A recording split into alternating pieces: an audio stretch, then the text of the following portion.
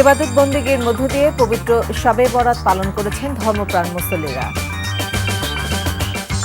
রাজনৈতিক দলগুলোর সঙ্গে সরকারের আলোচনা শুরু আজ, সরকারকে সহায়তায় আহ্বান মির্জা আব্বাসের। হাসিনা সহ তার জ্যেষ্ঠ কর্মকর্তাদের শাস্তির মুখোমুখি করা হবে, দ্য ন্যাশনালকে বললেন ডক্টর ইউনূস।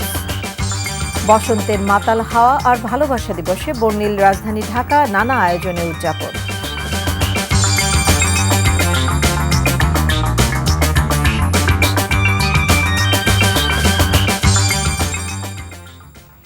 আসসালামু আলাইকুম, নাজনীন আহমেদ স্বাগত জানাচ্ছি এনটিভি সকালের খবরে। ক্রাউন সিমেন্ট শিরোনাম দেখছিলেন, এবারে পুরো খবর। নফল ইবাদত, জিকির আজগার আর কুরআন তিলাওয়াতের মধ্য দিয়ে পবিত্র শবে বরাত পালন করেছেন ধর্মপ্রাণ মুসলমানরা। মহান রবের নৈকট্য লাভের আশায় তারা মসজিদে এবং বাসাবাড়িতে রাত্রি অতিবাহিত করেছেন বিভিন্ন ইবাদত বন্দেগীর মধ্য দিয়ে। এছাড়া স্বজনদের রুহের মাগফিরাত কামনায় কবরস্থানের দোয়া এবং দান খয়রাতও করেছেন অনেকে। বিস্তারিত জুনায়েদ আল হাবিবের রিপোর্টে। শুক্রবার সন্ধ্যার পর থেকেই মুসল্লিদের ভিড় বাড়তে থাকে জাতীয় মসজিদ বাইতুল মোকাররমে। আলেমদের হেদায়েতি আলোচনা শোনার পাশাপাশি হাজারো মানুষের সাথে নামাজের জামায়াতে শামিল হতেই মূলত জাতীয় মসজিদমুখী হন সাধারণ মানুষ। নফল নামাজ, কোরআন তেলাওয়াত, জিকির আজগার সহ বিভিন্ন ইবাদত বন্দেগীর মধ্য দিয়ে মহান রবের কাছে নিজেদের গুনাহ মাপ চান মুসল্লিরা। ইহকালীন শান্তি আর পরকালীন মুক্তির প্রার্থনা ছিল সবার কণ্ঠে। নিজের জন্য দোয়া করছি এবং পরিবারের সকলের জন্য দোয়া করছি। আল্লাহ সবাইকে আল্লাহ সুস্থ রাখুক, ভালো রাখুক। সারা বিশ্বের মুসলমানদের যেন আল্লাহ পাকে ভালো রাখে। আমি আপনার জন্য, আপনি আমার জন্য, সকলের জন্য দোয়া করব। দেশের একটি পরিবর্তিত পরিস্থিতিতে এবছর শবে বরাত পালন করছেন সাধারণ মানুষ। আর এ কারণেই দেশের কল্যাণের জন্য বিশেষ প্রার্থনা ছিল মহান প্রভুর কাছে। দেশের জন্য সবার জন্য দোয়া করলাম, দেশটা যেন আল্লাহ সুন্দরভাবে পরিচালনা করার দায়িত্ব ভালো একজন মানুষের হাতে তুলে দেয়। আল্লাহর কাছে চাইছি যে দেশটা ভালো চলুক, সবাই যাতে ভালো থাকে। আমাদের এই দেশের সুশান্তি, সম্প্রীতি এবং সুস্থতা ভালোভাবে চলতে পারে সেই কামনা আল্লাহর কাছে আমরা করি। স্বজনের কবরের পাশে দাঁড়িয়ে সৃষ্টিকর্তার কাছে দুহাত তুলে ফরিয়াদ করতে দেখা গেছে অনেককে। জুনায়েদ আল হাবিব, এনটিভি নিউজ, ঢাকা। রাষ্ট্র সংস্কার নিয়ে আজ থেকে রাজনৈতিক দলগুলোর সঙ্গে আলোচনা শুরু হবে বলে জানিয়েছেন শিল্প ও গণপূর্ত উপদেষ্টা আদিলুর রহমান খান। শুক্রবার সকালে স্বৈরাচার প্রতিরোধ দিবস উপলক্ষে রাজধানীর হাইকোর্ট গেটের সামনে শিক্ষা চত্বরে স্বৈরাচার পতন আন্দোলনের শহীদদের প্রতি শ্রদ্ধা জানানো শেষে তিনি এই কথা জানান। অন্তর্বর্তীকালীন সরকার দেশের মানুষের অধিকার ফিরিয়ে দিতে চায় জানিয়ে তিনি বলেন, নতুন ব্যবস্থায় বাংলাদেশে ফ্যাসিবাদ আর মাথাচাড়া দিয়ে উঠতে পারবে না।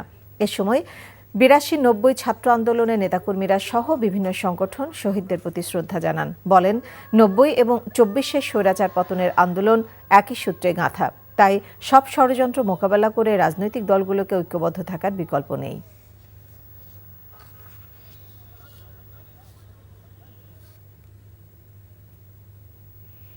অন্তর্বর্তী সরকারকে বিভ্রান্ত করতে বিভিন্ন রাজনৈতিক দল নানামুখী বক্তব্য দিচ্ছে অভিযোগ করে সুষ্ঠু নির্বাচনের স্বার্থে বর্তমান সরকারকে সহযোগিতার জন্য সকল দলের প্রতি আহ্বান জানিয়েছেন বিএনপির স্থায়ী কমিটির সদস্য মির্জা আব্বাস।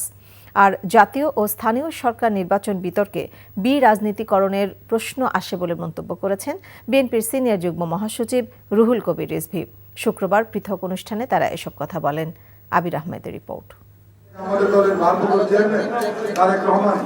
রাজধানীর নয়াপল্টনে বিএনপির কেন্দ্রীয় কার্যালয়ে সদস্য নবায়ন কর্মসূচির আয়োজন করে ঢাকা মহানগর দক্ষিণ বিএনপি।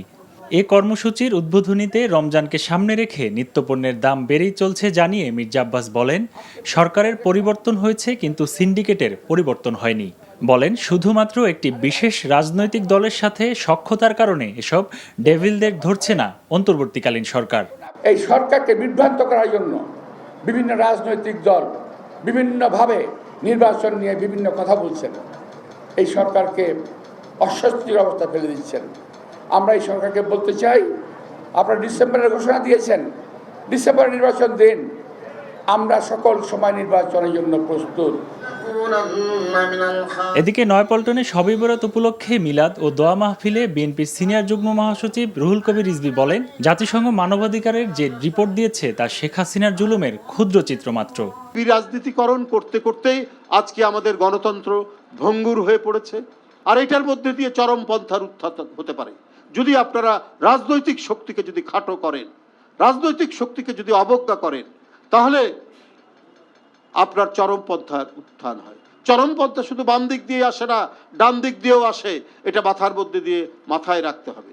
গণতন্ত্র যেন বারবার হোঁচট না খায়, সেজন্য প্রয়োজনীয় সংস্কার শেষে দ্রুত নির্বাচন দিতে আহ্বানও জানান রিজভী। আবির আহমেদ, এনটিভি নিউজ, ঢাকা। আগামী ডিসেম্বরের মধ্যে হবে বাংলাদেশের জাতীয় নির্বাচন। সংস্কারের প্রয়োজনে বাড়তি 3 মাস সময় লাগতে পারে। সংযুক্ত আরব আমিরাত ভিত্তিক সংবাদ মাধ্যম দ্য ন্যাশনালকে দেয়া সাক্ষাৎকারে এমনটি জানিয়েছেন প্রধান উপদেষ্টা ডক্টর মোহাম্মদ ইউনূস। বলেন, শেখ হাসিনা ও তার দোসরদের ফিরিয়ে এনে বিচারের মুখোমুখি করা হবে। ফারুক হোসেনের রিপোর্ট। বাংলাদেশের জাতীয় নির্বাচনের তারিখ নিয়ে যখন রাজনৈতিক মহলে তর্ক বিতর্ক চলছে, তখন দুবাই সফররত অন্তর্বর্তী সরকারের প্রধান উপদেষ্টা আবারও জানালেন কবে হবে নির্বাচন। প্রধান উপদেষ্টা জানান, আগামী ডিসেম্বরের নির্বাচন হবে 16 বছরের মধ্যে একটি যথাযথ, বিশ্বাসযোগ্য, দৃশ্যমান ও স্বচ্ছ নির্বাচন। জনগণ এটা উদযাপন করবে ও তাদের দায়িত্ব শেষ হবে। সংবাদ মাধ্যম দ্য ন্যাশনালকে দেয়া সাক্ষাৎকারে নির্বাচন ছাড়াও শেখ হাসিনা, দেশ সংস্কার সহ আরও বিভিন্ন প্রসঙ্গে কথা বলেন তিনি। ক্ষমতাচ্যুত প্রধানমন্ত্রী শেখ হাসিনা সহ তার জ্যেষ্ঠ কর্মকর্তাদের শাস্তির মুখোমুখি করা হবে বলেও জানান ডক্টর ইউনূস।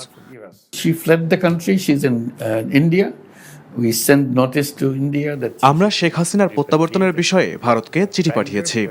শেখ হাসিনা ও তার সমর্থকরা যা করছে তার একগাদা প্রমাণ আমাদের হাতে আছে। আমরা ইতিমধ্যেই আইনি প্রক্রিয়া শুরু করেছি। আমরা হাসিনাকে বিচারের আওতায় আনব, তা না হলে মানুষ আমাদের ক্ষমা করবে না। বাংলাদেশের সংস্কার কার্যক্রম নিয়েও কথা বলেন ডক্টর ইউনূস। বলেন, তিনি ও তার উপদেষ্টা মণ্ডলীর মনোযোগ এখন সমৃদ্ধশালী, নিরাপদ জাতি গঠনের জন্য সংস্কার কাজে নিবদ্ধ। দেশ সংস্কারের জন্য গঠিত 15টি কমিশনের সুপারিশ নিয়ে জাতীয় ঐকমত্য কমিশন গঠনের কথাও তুলে ধরেন তিনি। আমরা সংস্কার কমিশনের সুপারিশগুলো গ্রহণ করি এবং সব রাজনৈতিক দল ও সুশীল সমাজের কাছে জিজ্ঞাসা করি, আপনি এখন কোনটি বাস্তবায়ন করতে চান, কোনটি ভবিষ্যতে বাস্তবায়ন করতে চান, আর কোনটি একেবারেই বাস্তবায়ন করতে চান না। Faruk Hossain, NTV international desk. Awami লীগকে খুনি ও গণহত্যাকারীদের সংগঠন উল্লেখ করে আগামী নির্বাচনের আগেই দলটির নিবন্ধন বাতিল সহ আওয়ামী লীগের বিচার দাবি করেছেন জাতীয় নাগরিক কমিটির আহ্বায়ক নাসির উদ্দিন পাটোয়ারি। শুক্রবার রাজধানীতে 2টি পৃথক অনুষ্ঠানে একথা বলেন তিনি। এ সময় নাসির উদ্দিন অভিযোগ করেন, সংস্কার বাদ দিয়ে নির্বাচন নিয়ে আগ্রহী রাজনৈতিক দলগুলো। নাজিবুর রহমানের রিপোর্ট।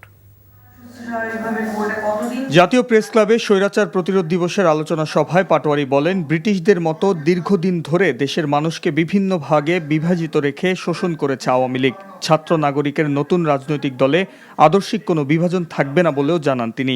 ইলেকশনের পূর্বেই আওয়ামী লীগের নিবন্ধন আমাদেরকে বাতিলের দাবিতে রাজপথে ঐক্যবদ্ধভাবে লড়াইয়ে সামিল হতে হবে। আমরা যদি আওয়ামী লীগকে এই নির্বাচনের আগেই তাদের যদি নিবন্ধন বাতিল করতে বাংলাদেশের মানুষ সচেষ্ট না হয়, তাহলে এই যে আমাদের আপকামিং যে নির্বাচন রয়েছে, জনগণের সামনে গভীর সংকট অপেক্ষা করছে। আমরা মনে করি বাংলাদেশকে একটি সিভিল ওয়ারের দিকে ঠেলে দেওয়া হবে। একই দিন সংগঠনের কেন্দ্রীয় কার্যালয়ে পবিত্র শবে বরাত ও জুলাই বিপ্লবে নিহত শহীদদের মাগফিরাত কামনায় দোয়া মাহফিল অনুষ্ঠানে নাসির উদ্দিন পাটোয়ারি বিএনপিকে উদ্দেশ্য করে বলেন, স্থানীয় সরকার নির্বাচন প্রয়োজন হলেও এর বিরোধিতা করছে দলটি।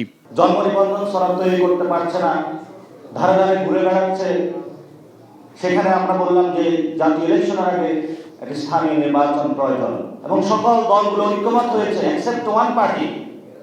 তারা কি মনে করে পার্লামেন্টে 300 আসনে বাংলাদেশের হলো জনগণ, আর এই যে 16 কোটি যারা গ্রামে প্রান্তরে পথে পথে ছড়িয়ে আছে তারা জনগণ নয়? যে জনগণের সাথে আঙ্গুল তুলে কথা বলে 300 মানুষকে শুধু জনগণ বানানো, এসব বেইনসাফি কাজ করবার থেকে বিভিন্ন দলকে বেরিয়ে আসতে হবে।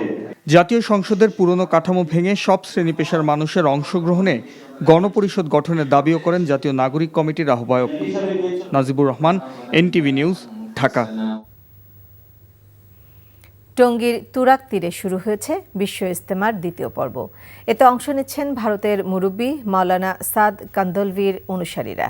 শুক্রবার জুমার নামাজে লাখো মুসল্লি অংশগ্রহণ করে। রোববার আখেরি মোনাজাতের মাধ্যমে শেষ হবে এবছরের ৫৮তম বিশ্ব ইজতেমা। বিস্তারিত ইফতেখার রেজার রিপোর্টে। জুমার নামাজে অংশ নেয় লাখো মুসল্লি।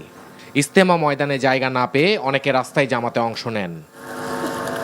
এর আগে ফজরের নামাজের পর আম বয়ানের মাধ্যমে শুরু হয় বিশ্ব ইজতেমার দ্বিতীয় পর্বের আনুষ্ঠানিকতা।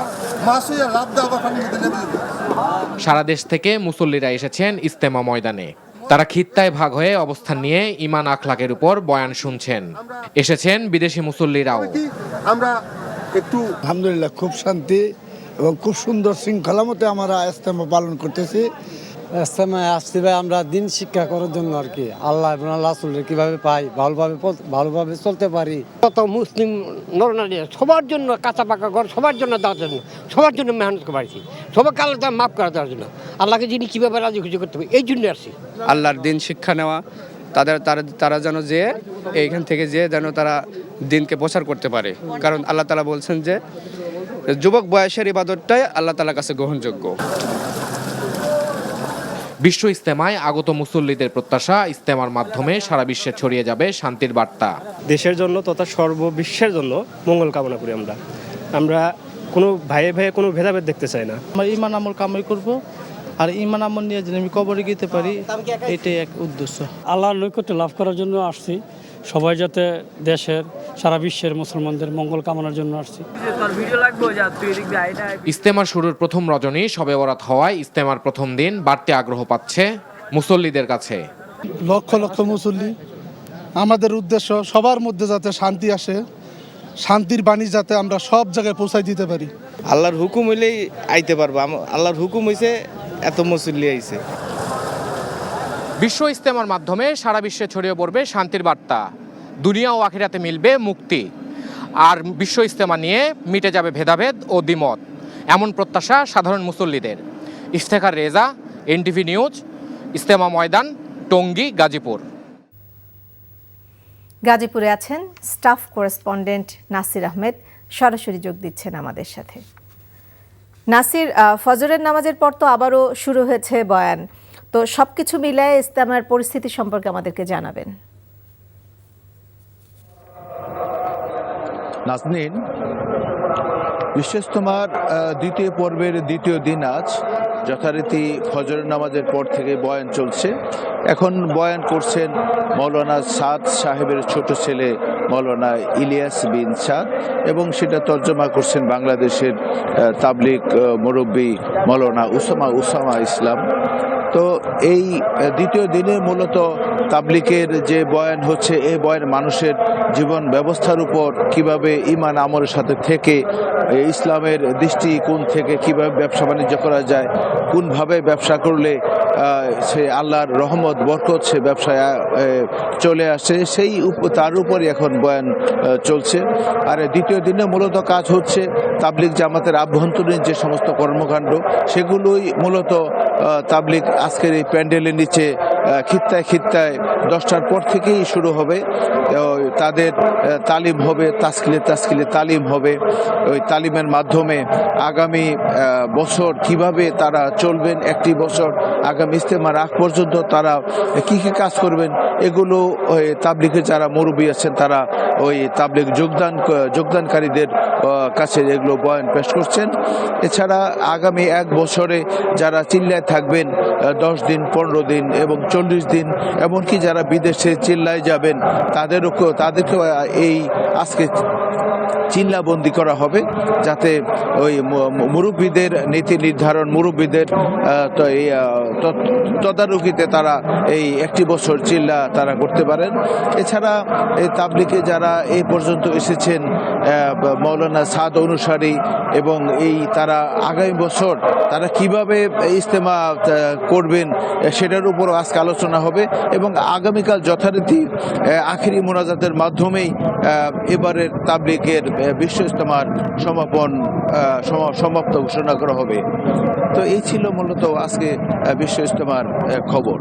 নাজনীন, গাজীপুর থেকে জানছিলাম ইজতেমার খবর।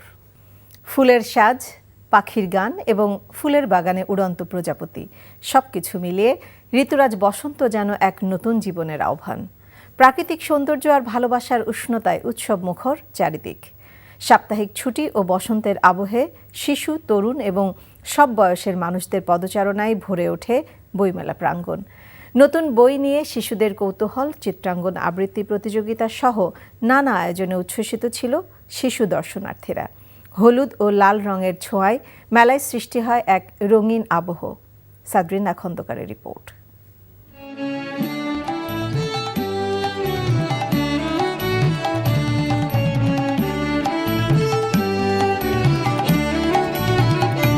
বসন্ত ও ভালোবাসার রঙে রঙিন সকলে।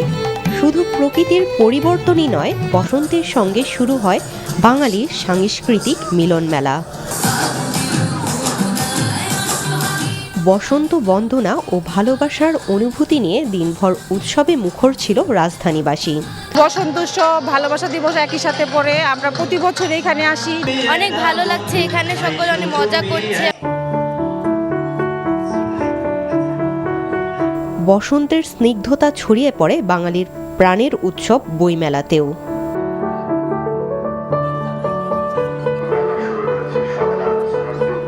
নানা রঙের বই, পছন্দের চরিত্রের গল্প এবং শিক্ষামূলক বইয়ের স্টলে ভিড় জমায় ক্ষুদে দর্শনার্থীরা। আমি বইমেলায় অনেক সুন্দর এইটা কিনেছি, ভূতের বই কিনেছি আর বানরের বই কিনেছি। আমি গল্পের বই কিনবো, তারপরে ছড়ার বই কিনবো। আমার সায়েন্স ফিকশন, হরর এগুলো ভালো লাগে। বসন্ত, ভালোবাসা এবং ছুটির দিন মেলা প্রাঙ্গণ পরিণত হয় উৎসবের প্রাণকেন্দ্রে। আসলাম আজকে সেজে গুজে, ফ্রেন্ডকে নিয়ে আসা হলো যে একটু বইও কিনবো, পহেলা ফাল্গুন। ভালোবাসাটা সবার জন্যই হওয়া উচিত, শুধু গার্লফ্রেন্ড বয়ফ্রেন্ডের জন্য না, এবং এটা বাবা মা, বোন, ওয়াইফ, ছেলে সবার জন্যই হওয়া উচিত। এরকম হলুদ শাড়ি আর এরকম সুন্দর করে সেজে প্রত্যেক বছর আসা হয় মেলাতে।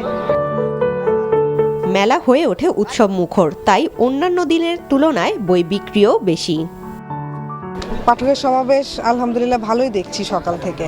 পাঠক বা ক্রেতারা এসেছেন, তারা বই কিনতে এসেছেন, সেজন্য আমরা প্রত্যেকটি প্রকাশকই আজকে উৎফুল্ল। নতুন জীবনের আহ্বান নিয়ে আসে বসন্ত। প্রকৃতির মতো বসন্তের ছোঁয়া বইমেলায় যোগ করেছে অন্য মাত্রা। এদিকে মেলায় আজ নতুন বই এসেছে 250টি।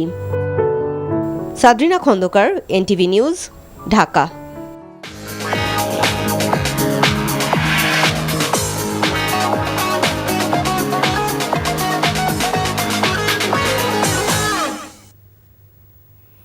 মার্কেন্টাইল ব্যাংক অর্থনীতির খবর। প্রথমবারের মতো আর্জেন্টিনা থেকে আসা গমের চালান খালাস হয়েছে মোংলা বন্দরে।